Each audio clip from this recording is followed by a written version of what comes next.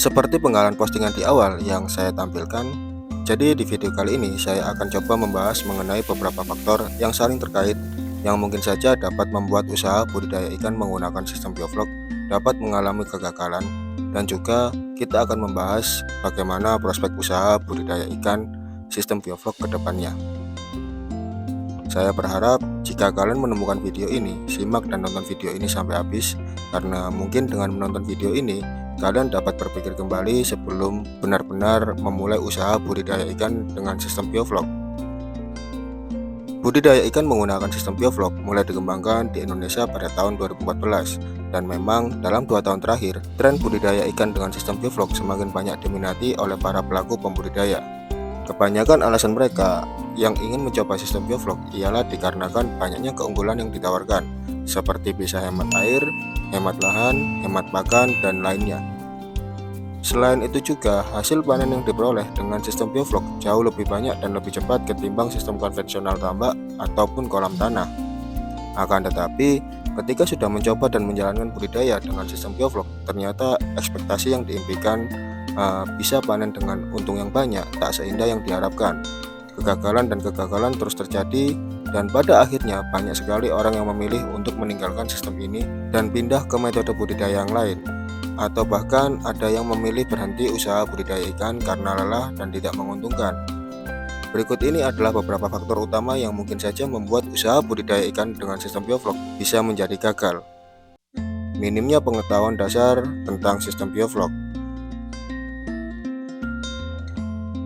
Jika berbicara mengenai sistem bioflok, berarti kita juga akan berbicara mengenai sebuah inovasi teknologi terbaru, yang menurut pendapat saya pribadi, sistem bioflok adalah budidaya ikan dengan teknologi yang berbasis sains, yang kompleks atau saling berkaitan, yang tidak serta-merta dapat dengan mudah disederhanakan. Maka dari itu, sangat diperlukan pengetahuan yang cukup terkait beberapa pemahaman tentang tata cara budidayanya, baik itu tentang kriteria dari probiotik atau bakteri yang digunakan, CN rasio bioflok, parameter kualitas air, dan yang tidak kalah penting, kita juga harus paham tentang tekanan aerasi atau oksigen terlarut itu tercukupi atau tidak.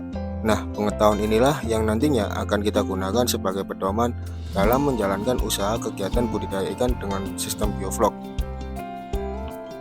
Banyaknya kegagalan yang terjadi pada sistem bioflok itu dikarenakan memang kurangnya pengetahuan dasar yang kita miliki. Selain itu, sistem bioflok juga masih terbilang baru di Indonesia. Oleh karena itu, informasi yang ada saat ini menurut saya masih sangat minim, sehingga membuat para pembudidaya yang menggunakan sistem bioflok dituntut untuk wajib melakukan beberapa penyesuaian sesuai kondisi lingkungannya. Hal ini juga dibenarkan oleh praktisi bioflok sekaligus dosen IPB, Ibu Julia Ekasari. Beliau berpendapat bahwa jangan terpaku pada SOP yang ada, tetapi sesuaikan juga dengan kondisi lingkunganmu, karena belum tentu SOP yang ada bisa diterapkan di lingkunganmu.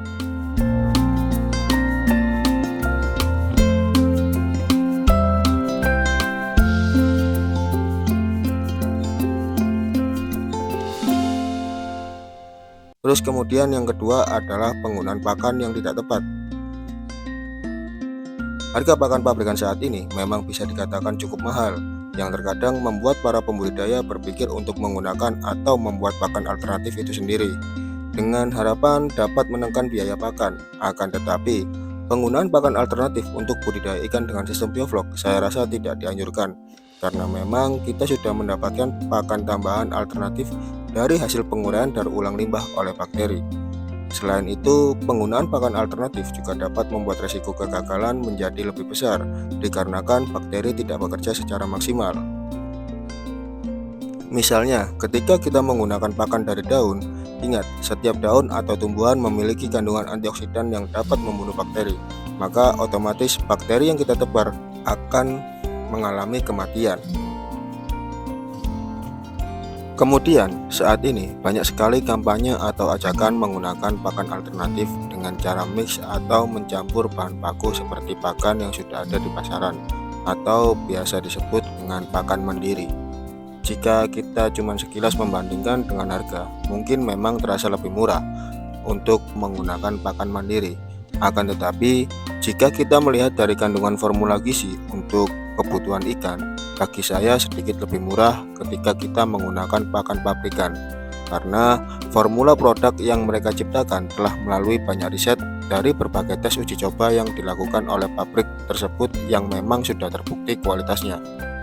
Bukannya saya ingin mempromosikan pakan dari pabrikan.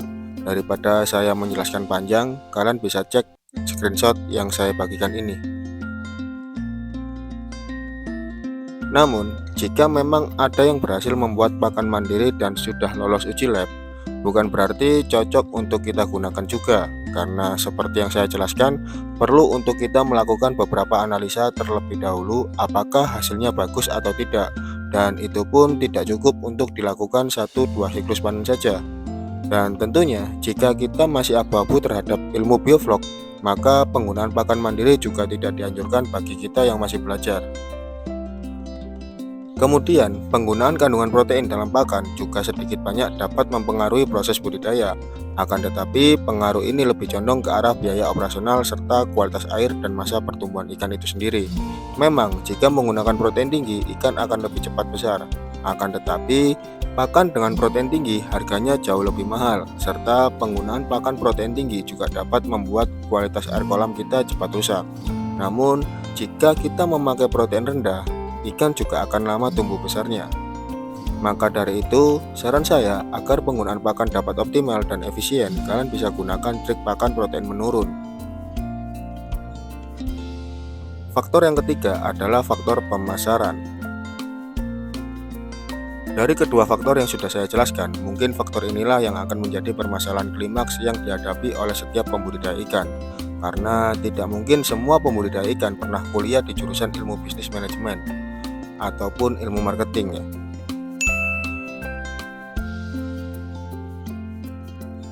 Seperti screenshot yang tadi saya bagikan, mungkin jika pertama kali kita mencoba sistem bioflok dengan hanya skala uji coba atau skala hobi, kita tidak akan bingung bagaimana cara kita menjual produk hasil budidaya kita. Akan tetapi, bila kita di awal sudah melakukan skala usaha atau bisnis, lantas akan kita pasarkan kemana ikan yang sudah kita besarkan? Paling-paling hal yang bisa kita lakukan hanyalah seperti screenshot ini.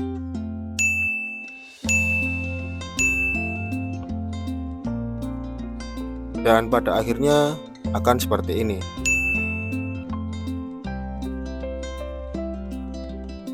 Memang, harga yang ditawarkan oleh tengkulak atau pengepul terkadang sangat murah dan sangat tidak wajar.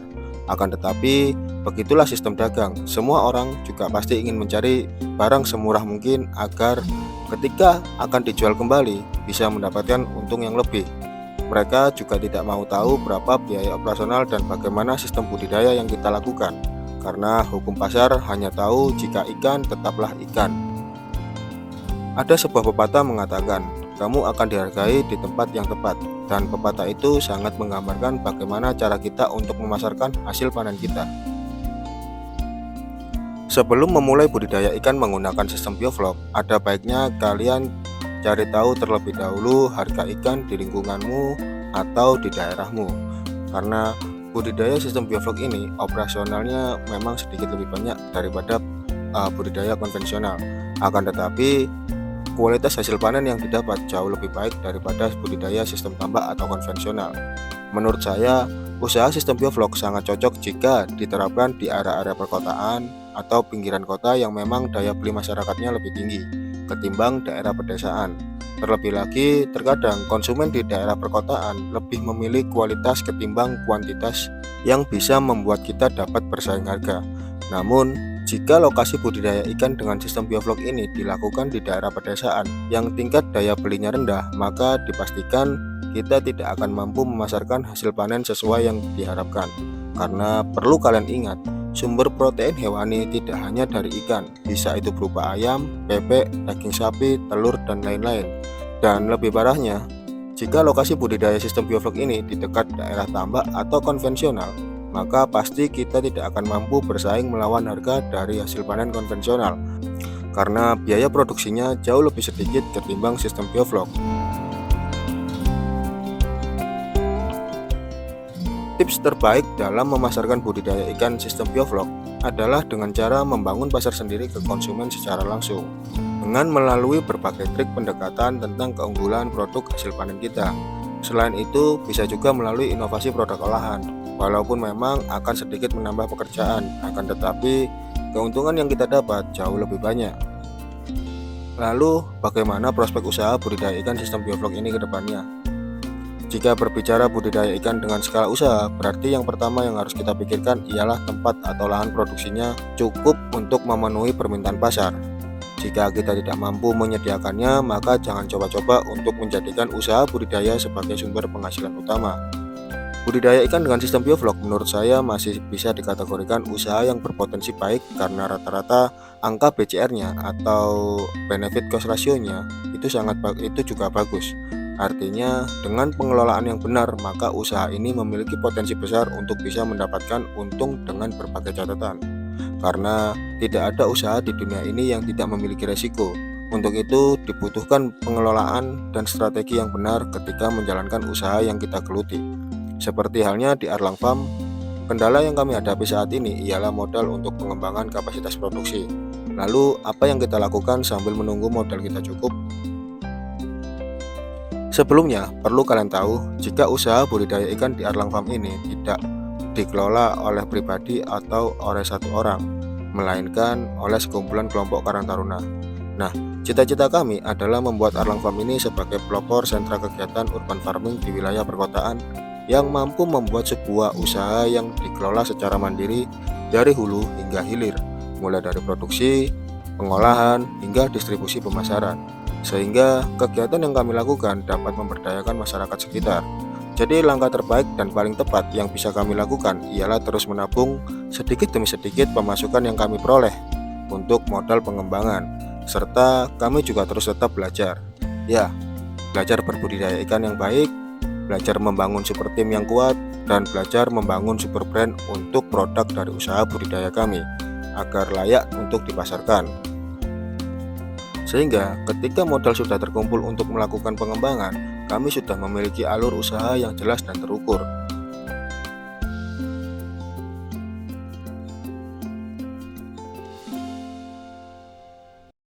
Oke Sobat Arlang semuanya, mungkin itu saja pembahasan yang bisa saya bagikan di video kali ini. Dan bila memang ada pertanyaan atau kritik dan saran untuk kami, kalian bisa tulis di kolom komentar. Terima kasih telah menonton video ini sampai habis. Sampai jumpa kembali di video berikutnya.